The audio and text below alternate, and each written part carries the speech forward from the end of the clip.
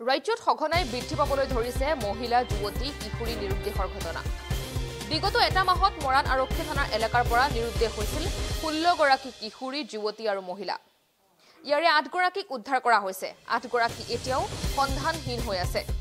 সন্ধানহীন 8 গৰাকীৰ ভিতৰত আছে 2 গৰাকী কিশোৰী, 1 গৰাকী যুৱতী আৰু 5 গৰাকী মহিলা। যুৱতী কিশোৰী আৰু মহিলাৰ নিৰুদ্দেশৰ খবৰে এতিয়া সচেতন মহলক চিন্তিত কৰি তুলিছে। ইফালে মৰাণ আৰক্ষী থানাত নিৰুদ্দেশ সন্দৰ্ভত গোচৰ ৰুজু হোৱাৰ বিপৰীতে আৰক্ষীয়ে তদন্ত অব্যাহত ৰাখিছে।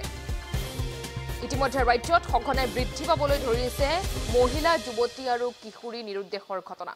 বিগত এটা মাহত মৰাণ আৰক্ষী থানা এলেকাৰ পৰা নিৰুদ্দেশ হৈছিল 16 গৰাকী যুৱতী কিশোৰী আৰু মহিলা। ইয়াৰে 8 গৰাকীক ইতিমধ্যে উদ্ধাৰ কৰা হৈছে আৰু এতিয়াও 8 গৰাকী সন্ধানহীন হৈ আছে। সন্ধানহীন 8 গৰাকীৰ ভিতৰত আছে 2 গৰাকী কিশোৰী, 1 গৰাকী যুৱতী আৰু 5 গৰাকী মহিলা। মহিলাৰ নিৰুদ্দেশৰ খবৰে এতিয়া সচেতন মহলক চিন্তিত কৰি তুলিছে। ইফালে মৰাণ আৰক্ষী থানাত নিৰুদ্দেশ সন্দৰ্ভত গোচৰ ৰুজু হোৱাৰ পিছতে আৰক্ষীয়ে তদন্ত অব্যাহত ৰাখিছে।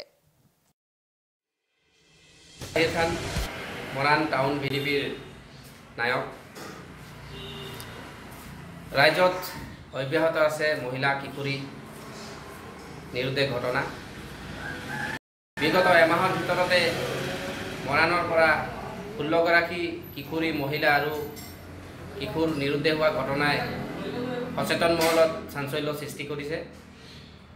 তাৰে 8 গৰাকীক মৰাণ আৰক্ষী থানাই উদ্ধাৰ কৰাত সক্ষম হৈছে আৰু 8 গৰাকীৰ ভিতৰত 2 গৰাকী কিশোৰী, 1 গৰাকী যুৱতী আৰু 5 গৰাকী মহিলা এতিয়াও সন্ধান ওলোৱা নাই।